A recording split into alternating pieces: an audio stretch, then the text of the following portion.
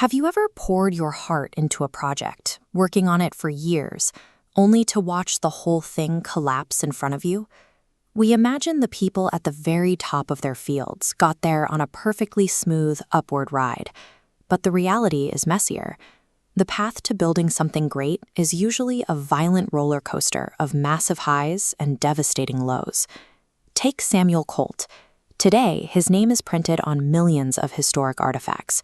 But at age 31, he was publicly disgraced, completely out of money, and widely considered a total failure. The timeline of his life defies logic. He was incredibly wealthy by age 21, lost absolutely everything he had built by age 31, and then resurrected himself as an industrial titan by age 41. Colt's story proves that failing doesn't make you a failure. Those painful, embarrassing setbacks are often the exact training you need for your ultimate breakthrough. As a teenager, Colt worked a grueling job on a cargo ship. During long days at sea, he watched the ship's wheels spin and noticed how a clutch would physically lock the spokes into a fixed position. He realized he could apply that exact locking motion to metal. He carved a crude scrapwood model of a fixed barrel paired with a rotating cylinder. Each time the mechanism moved, a fresh chamber locked perfectly into place. He had the blueprint in his head, but he had no money to build a working metal prototype, so he took on an exhausting, embarrassing side hustle. He traveled the country under a fake name, setting up tents at carnivals and selling hits of laughing gas to curious crowds. He wasn't a real doctor, but he was highly persuasive. He saved every penny, secured his patents globally, and convinced wealthy investors. Looking at this financial tracker, you can see how fast he rose. By age 21, the former carnival peddler had raised $300,000 in capital, millions in today's money, and opened his massive manufacturing company in New Jersey. Standing in front of skeptical crowds to sell invisible gas taught him how to read people and project absolute confidence. He used that exact same grit to talk his way into the elite industrial world. His first commercial product, the Patterson revolver, was beautiful but fatally flawed. Too delicate for combat, heavy powder residue quickly jammed its internal springs. Worse, without a built-in loading lever, a user had to completely disassemble the gun mid-fight just to reload. Colt's entire business model relied on selling these to the United States military.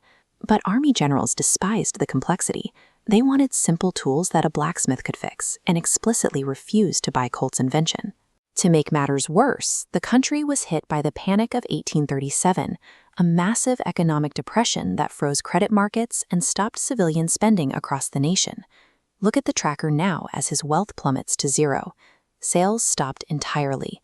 Angry investors seized control of the business, locked Colt out, and auctioned off his machinery. By age 31, he had lost his factory, his fortune, and his company. It is a harsh lesson that still applies to any modern startup. You can hold the patent on a brilliant idea, but if the product fails to work reliably under pressure, the market will reject it entirely. What followed was the wilderness decade, a deeply miserable 10-year stretch. Colt tried pivoting to underwater explosives and submarine telegraph wires, but the military ignored his demonstrations, and the projects failed to make him a living. Yet, instead of giving in to self-pity, he leaned into a punishing routine. He worked alone every single day from 5 in the morning until past 7 at night, quietly drawing and refining his mechanical designs on paper. Thousands of miles away on the dangerous western frontier, Texas Rangers were fighting highly skilled opponents on horseback.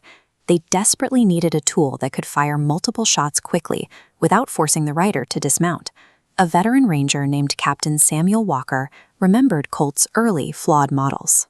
He traveled east, tracked Colt down, and offered him a second chance, along with a strict list of demands to fix every single mistake from the old Patterson design. Together, they created the Colt Walker. It was a massive, highly durable six-shooter with a fixed trigger and a loading lever permanently attached right under the barrel, solving the reloading problem completely. Those 10 years of bankruptcy and failure were not a waste. That grueling 14-hour daily grind kept his engineering skills razor-sharp, so he was completely ready the moment opportunity finally called. The military immediately ordered 1,000 new units. But Colt faced a massive logistical wall. He had a contract that would make him rich, but he didn't own a factory, a single tool, or a workforce to build them.